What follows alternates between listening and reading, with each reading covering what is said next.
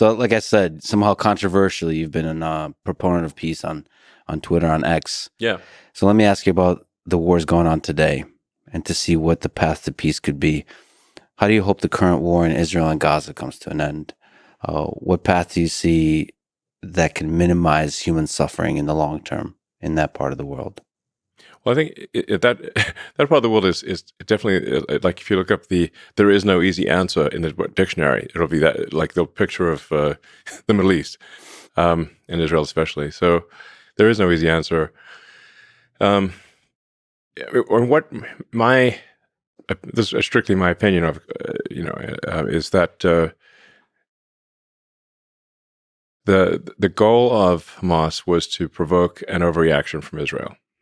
They obviously did not expect to, have a military victory, but they really wanted to commit the worst atrocities that they could in order to provoke the most aggressive response possible from Israel, and then leverage that aggressive response to rally Muslims worldwide for the cause of Gaza and Palestine, which they have succeeded in doing. So the counterintuitive thing here, I think that the thing that I think should be done, even though it is very difficult, is that I would recommend that Israel engage in the most conspicuous acts of kindness possible. Everything. That is the actual thing that would thwart the goal of Hamas. So, in some sense, the degree that makes sense in geopolitics, turn the other cheek, implemented. It's not exactly turn the other cheek, because I do think that there's, I think it is appropriate for Israel to find the Hamas members and, either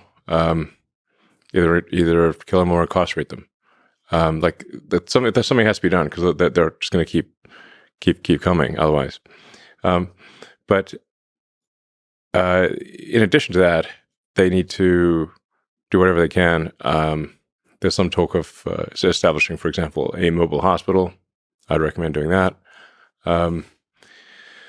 Just making sure that there's food, water, medical necessities, and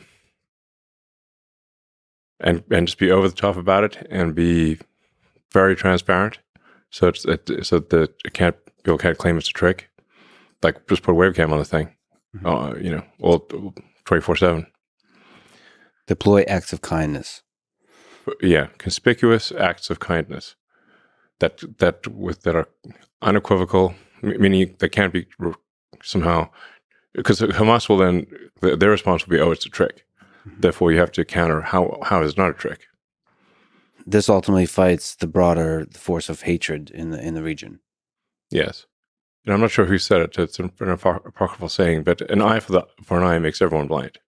Now that neck of the woods, they really believe in the whole eye for an eye thing. But I mean, you really have, if you're not going to just outright commit genocide, like against an entire people, which obviously would not be acceptable to really shouldn't be acceptable to anyone, then you're going to leave basically a lot of people alive who subsequently, hate Israel. So really the question is like, how, for every Hamas member that you kill, how many did you create? Mm-hmm. And if you create more than you killed, you've not succeeded. That's the real situation there. And it's safe to say that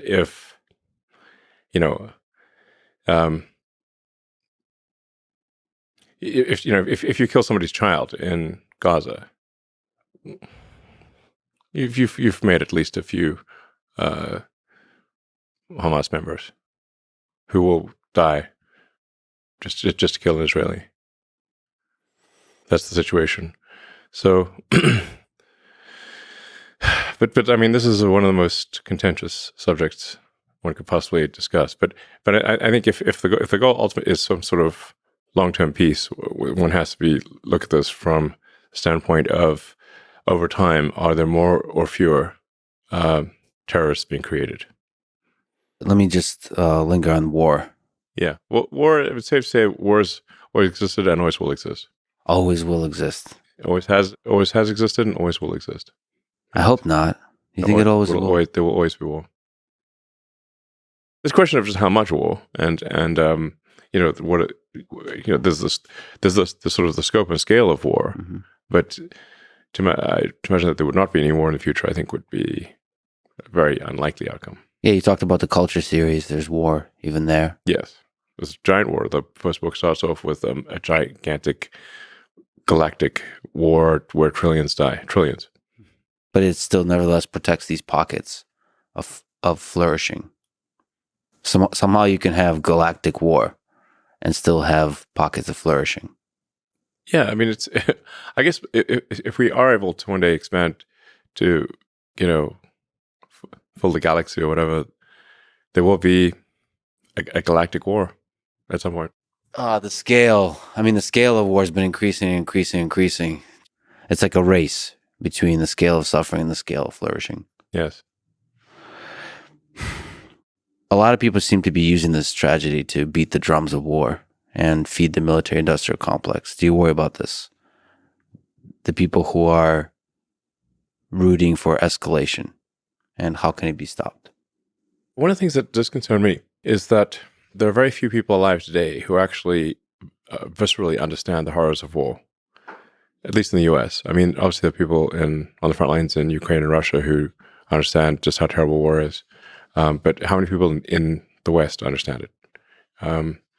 My grandfather was in World War II. He was severely traumatized. He was there, I think, for almost 6 years in East and North Africa and Italy. All his friends were killed in front of him, and he would have died too, except they randomly gave some, I guess, IQ test or something, and he scored very high. Now, he was not an officer. He was, I think, a corporal or a sergeant or something like that, because he didn't finish high school. He had to drop out of high school because his dad died, and he had to work to support his siblings. So because he didn't graduate high school, he was not eligible for the officer corps. So, he kind of got put into the cannon fodder category, basically. But then randomly they gave him this test. He was transferred to British intelligence in London. That's where he met my grandmother. But he had PTSD next level. I mean, just didn't talk. And if you tried talking to him, he'd just tell you to shut up. And he won a bunch of medals. Never bragged about it once. Not even hinted. Nothing. I found out about it because his military records are online. That's how I know. So he would say no way in hell. Do you want to do that again? But how many people? Now he died, 20 years ago or longer, actually 30 years ago. How many people are alive that remember World War II? Not many.